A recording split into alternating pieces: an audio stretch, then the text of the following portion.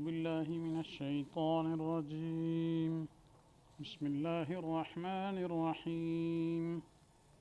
ومن الناس من يتخذ من دون الله أندادا يحبونهم كحب الله والذين آمنوا أشد حبا لله ولو يرى الذين ظلموا إذ يرون العذاب أن القوة لله جميعا وَأَنَّ اللَّهَ شَدِيدُ الْعَذَابِ. اس آیت کا ترجمہ یہ ہے کہ بعض لوگ وہ ہیں جو بناتے ہیں اللہ کے برابر اوروں کو، ان کی محبت ایسے رکھتے ہیں جیسے اللہ کی محبت، اور ایمان والے بہت زیادہ محبت رکھتے ہیں اللہ تعالیٰ کے ساتھ. اور اگر دیکھ لیں وہ لوگ جو ظالم ہیں اس وقت کو، جب کہ وہ دیکھیں گے عذاب کو، کہ ساری قوت اللہ ہی کے لیے ہے، اور یہ کہ اللہ تعالیٰ کا عذاب بڑا سخت ہے.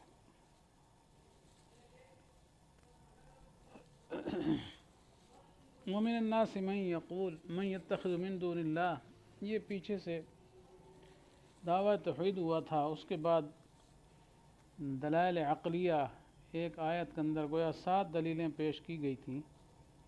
اب ان کا تقاضا تو یہ تھا کہ دلائل کو دیکھ کر مسئلہ توحید کو مان لیتے، لیکن مشرکین انہوں نے مانا نہیں ہے، تو اس بنا پر یہ مشرکین پر زجر ہے.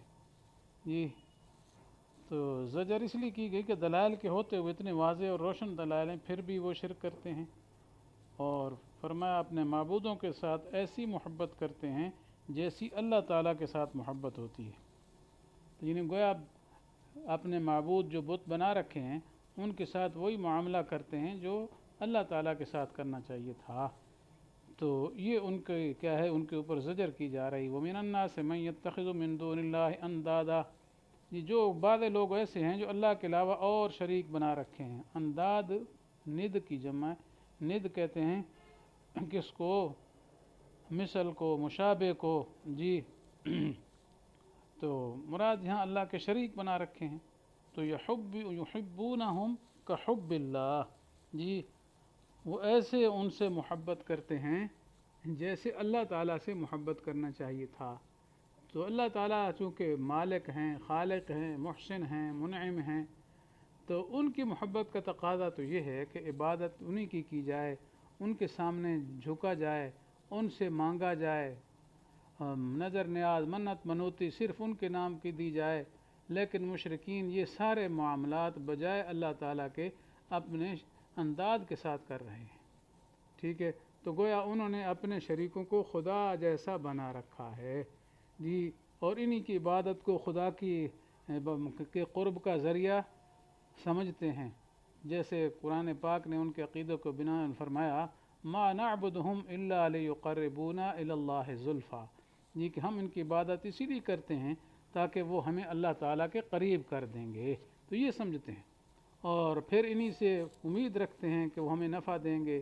جی اور نقصان کا اندیشہ بھی ان سے کرتے رہتے ہیں. اسی وجہ سے پھر ان کے سامنے جا کر ان کو پکارتے ہیں، ان کی منتیں مانتے ہیں، اپنی حاجتیں پیش کرتے ہیں. جی اسی طرح تعظیم کرتے ان کے لیے گائے وغیرہ چھوڑ دیتے ہیں، سانڈ وغیرہ چھوڑتے ہیں جیسے رواج تھا ان کا. تو بہرحال یہ مراد ہے اللہ کی محبت، یعنی جو کیا ہے اللہ تعالیٰ کے ساتھ کرنا چاہیے تھا، اس کی عبادت وغیرہ حاجات میں پکارنا، تو اللہ کی بجائے پھر کیا اپنے دوسرے ٹھاکروں کے ساتھ ایسا کر رہے ہیں. تو بہرحال وہ ٹھاکر کی شکل میں ہو یا اور کی شکل میں ہو، کیونکہ مشرکین جو عبادت کیا کرتے تھے جی بتوں کی، وہ در حقیقت یہ نہیں سمجھتے تھے کہ یہ محض پتھر ہی کی ہم عبادت کر رہے ہیں، بلکہ وہ یہ سمجھتے تھے کہ ہماری جو توجہ اور یکسوئی جو ہمیں حاصل ہوتی ہے بزرگوں کی طرف، وہ کہ ان کی مورتیوں کی وجہ سے، کہ ہم نے ان کی مورتیاں بنا لی، ان کے مجسمے بنا لیے، تو اس سے ہماری توجہ ان کی طرف ہو جاتی ہے. اور جب ہم ان مجسموں کی عبادت کرتے ہیں جی تو وہ کیا ہے خوش ہوتے ہیں. ہمارے بزرگ جب وہ خوش ہو جاتے ہیں تو پھر وہ ہماری حاجت روائی اور مشکل کشائی کرتے ہیں. تو اس وجہ سے یہ مطلب نہیں کہ اگر بتوں کو پوجو تو بتوں کے بارے میں محبت رکھو تو پھر تو کیا ہے شرک بنتا ہے.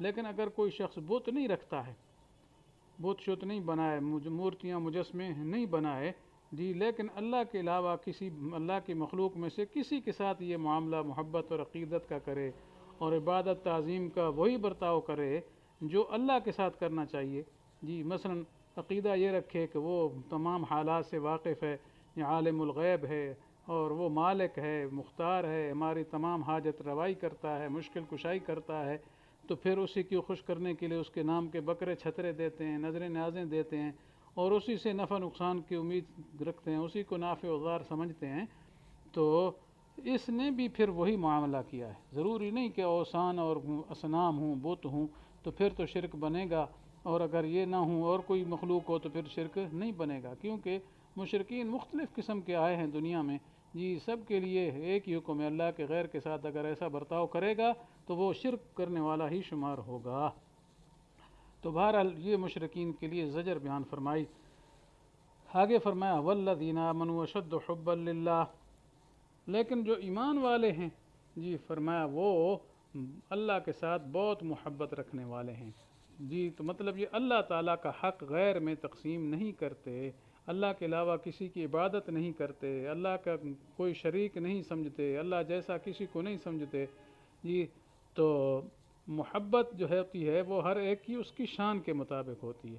تو اللہ تعالیٰ سے ایک محبت ہے، اسی طرح اللہ کے رسولوں سے خصوصاً سید الرسول سید الانبیاء حضرت محمد مصطفیٰ صلی اللہ علیہ وسلم کی محبت ہے جی۔ اس طرح پھر کیا ہے، آگے مسلمانوں کے ساتھ محبت ہے، بزرگوں کے ساتھ، صحابہ کے ساتھ، تو محبت کے مختلف درجات ہیں۔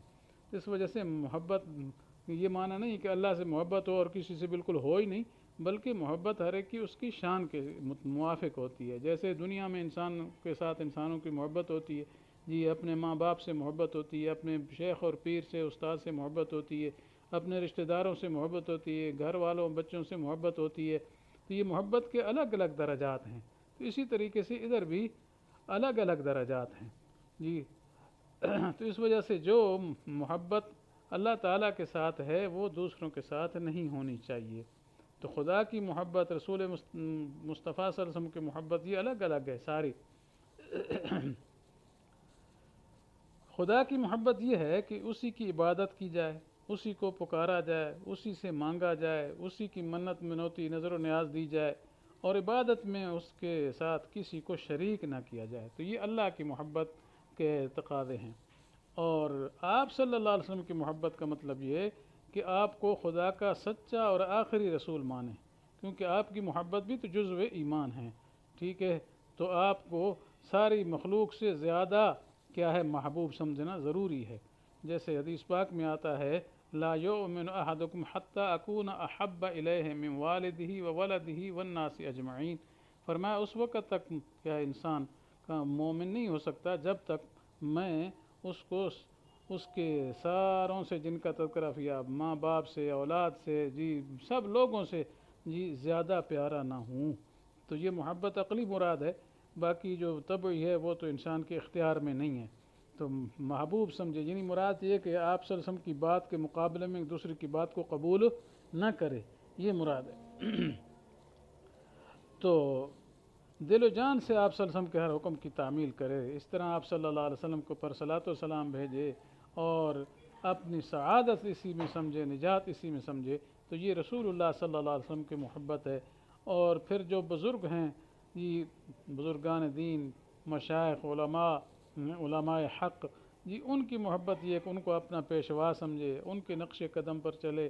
تو بہرحال یہ محبت کے مختلف درجات ہیں، اسی وجہ سے یوں فرمایا گیا یحبونہم کحب اللہ، مشرکین محبت اپنے ٹھاکروں سے ایسے کر رہے ہیں جیسے اللہ کی محبت ہے۔